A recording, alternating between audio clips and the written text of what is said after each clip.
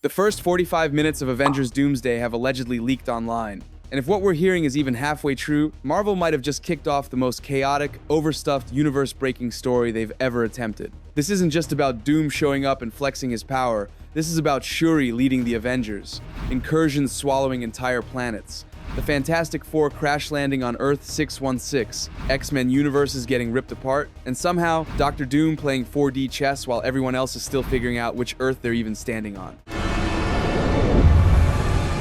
It's messy, it's risky, and it's loaded with decisions that could either be genius or completely unhinged. This leak doesn't feel like your usual Reddit fanfiction. It has structure, it has setup, and it actually connects the dots between everything Marvel's been building. The Marvel's post-credit scene, Thunderbolts, Fantastic Four first steps, even Loki. The pieces are starting to move, and Doom is the one moving them. So here's what we're going to do. We're walking through this entire alleged first act, scene by scene, reveal by reveal, because what starts out as a grounded Wakandan tech scan turns into a multiversal war zone faster than anyone expected. Let's break it down. Out of everyone in the MCU, no one expected Shuri to take center stage in Avengers Doomsday. But according to this leak, and confirmed by Letitia Wright herself, Shuri isn't just a supporting character anymore. She's the one holding the whole thing together. The movie reportedly opens in Wakanda. Shuri's been working with modified tech to detect disturbances in time and space, and she's the first one to spot something off. Something massive. The beginning of an incursion. She doesn't know exactly what it is at first, but she sees Earth colliding with something else. And unlike in previous films where heroes stumble into a crisis, Shuri's the one who figures it out first. She gets to work, she calls in help,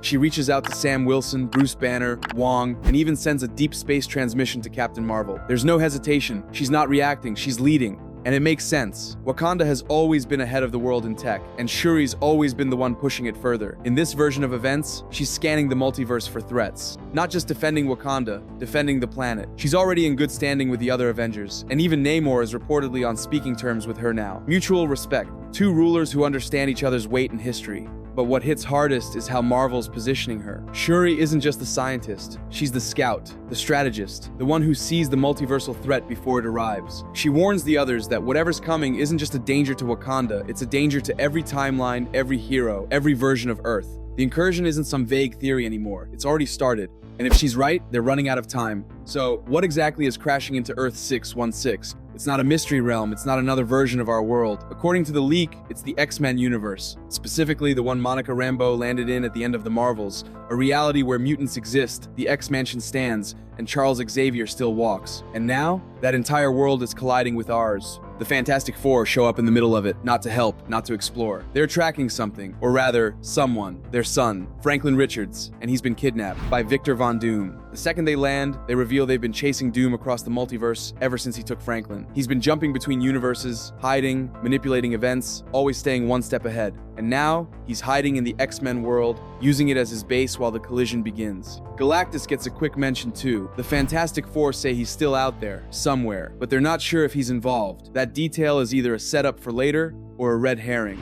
Either way, it's enough to make Bucky Barnes take a step back and realize how far in over their heads they really are. That's when he makes the call. Despite having a rough conversation with Sam Wilson recently, one that didn't end well, Bucky admits they can't do this alone. He reaches out because if what Shuri found is correct, this isn't just a multiverse issue. It's a war, and they'll need every hero they've got. What started as a Wakandan tech scan is now a full-scale emergency. The X-Men universe is crashing into Earth. Franklin Richards is missing. Dr. Doom is behind it. And somewhere out there, Monica Rambeau is trapped in the crossfire. The incursion is no longer coming. It's already here. So now the warning's out. The Fantastic Four have landed, the incursion's confirmed, and Doom is loose in the X-Men universe with Franklin in his grip. This is the moment the Avengers have to move, and we finally get our lineup. Shuri takes point, standing alongside Sam Wilson's Captain America, Bruce Banner, Wong, Captain Marvel, and Thor. They're soon joined by Bucky, Yelena, Namor, M'Baku, and the full Fantastic Four squad. It's a massive gathering of heroes, some who've barely met, others with unfinished business. But they all agree on one thing: they can't ignore what's coming. The stakes are clear. One Earth is colliding with another, and Doom is in the middle of it. They need to find Monica, they need to find Franklin, and they need to stop this before reality fractures beyond repair. But even with all this power in one room, something feels off. Because not everyone's fully included. Half of the Thunderbolts are reportedly there, but barely involved. They're not given big moments, they're not central to the plan, and they don't seem trusted with much beyond guard duty. This might sound like a nitpick, but it's the first sign of something deeper. Marvel's about to split this roster. Some heroes are going into the fire, others are staying behind, And the plan they're putting together? It's risky, direct, a full-blown invasion into another collapsing universe. Their mission is simple: find Monica, rescue Franklin, stop Doom. But before they can take one step toward that plan, they need a way in. And that's where Marvel pulls a wild card move that has fans divided. This is where Marvel drops what should be a game changer, and somehow turns it into a throwaway. As the heroes debate how to reach the collapsing X-Men universe, Wong finally steps up and mentions a name we haven't heard in a long time: Chavez. She's been training, mastering her multiversal powers, and according to the report, she's now skilled enough to open portals between realities on command. Perfect, right? This is exactly what they need. She opens a star-shaped portal to the other universe, and the Avengers and Fantastic Four jump through to begin their mission. But then, that's it. Chavez is gone from the movie. She opens one portal and disappears from the rest of the story, reportedly not returning again until Secret Wars. No follow-up, no subplot, no clutch save, just a multiverse Uber ride and vanish. And here's the thing, it makes no sense. You have a character who can literally travel across realities, and in a film about multiversal collapse, you don't bring her with you? Why? There's no real explanation, no moment where her powers backfire, no line about limits. The script just moves on like she never mattered in the first place. Now maybe Marvel has a plan. Maybe there's a deleted scene that explains why she can't go. Maybe she's being kept safe for a bigger reveal later. But right now, this comes off as pure plot convenience. She opens the door and gets written out of her own specialty. It's not just disappointing, it's weird. Because if the multiverse starts falling apart during this mission and they don't have a way back, that's not just a tactical mistake. That's a massive hole in the story. The moment they land in the X-Men universe, it's already too late. What was once a fully functioning Earth is now a smoking battlefield. The X-Mansion has been leveled, cities are burning, Sentinels stalk the skies, and Doombots patrol the ruins like they own the place, because at this point, they kind of do. Dr. Doom didn't just arrive here, he conquered it. This isn't a world under threat, it's a world that's already lost. And while the heroes came hoping to stop an incursion, what they've walked into is the aftermath of one. The collision between Earths has already begun. The X-Men are scattered and on the run, and the entire timeline feels like it's on the brink of collapsing into dust. Doom's forces are everywhere. He's taken over the defenses, weaponized the chaos, and turned this version of Earth into a launchpad for something even bigger. The leak describes it as a full-on annihilation zone, one where Doom controls not just machines, but perception. He's using the destruction to send a message: I already won.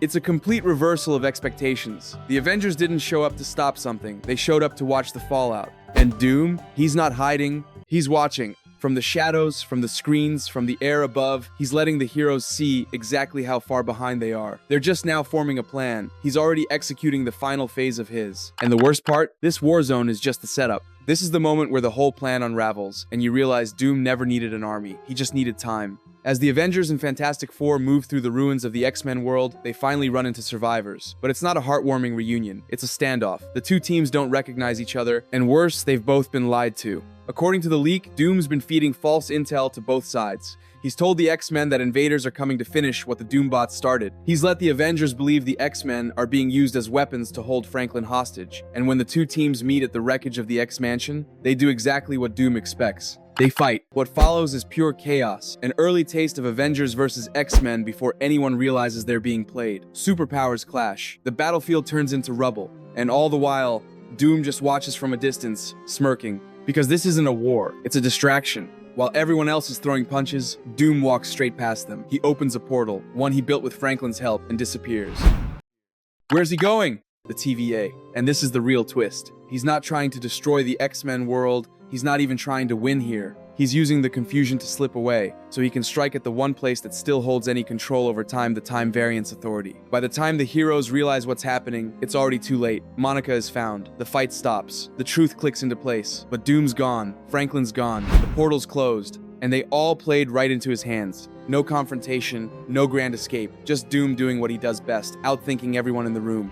When the dust settles, the heroes realize what's happened. They were never meant to win this fight. They weren't even meant to understand it. While the Avengers and X-Men were tearing each other apart, Dr. Doom escaped with Franklin through a portal, one aimed directly at the TVA. And that changes everything, because now, the villain isn't just threatening a single universe. He's going after the only system that still manages time itself. The TVA is the last firewall between order and complete multiversal collapse, and Doom is about to burn it down. But the worst part, half the heroes can't follow him. The team splits, intentionally. Some remain on Earth 616 to defend against possible retaliation. Maybe more incursions. Maybe Doom's forces regrouping. Maybe something worse. The other half, led by Sam, Shuri, and the Fantastic Four, prepare for the next wave stopping Doom before he takes control of time altogether. But even that feels shaky, because no one's sure how to follow him. America Chavez is gone, the portal Doom used is closed, and the TVA, no one even knows where it exists. It's a clean tactical setup. Half the roster sidelined, half the roster on a suicide mission, and Doom several moves ahead of both. This section of the leak has fans divided.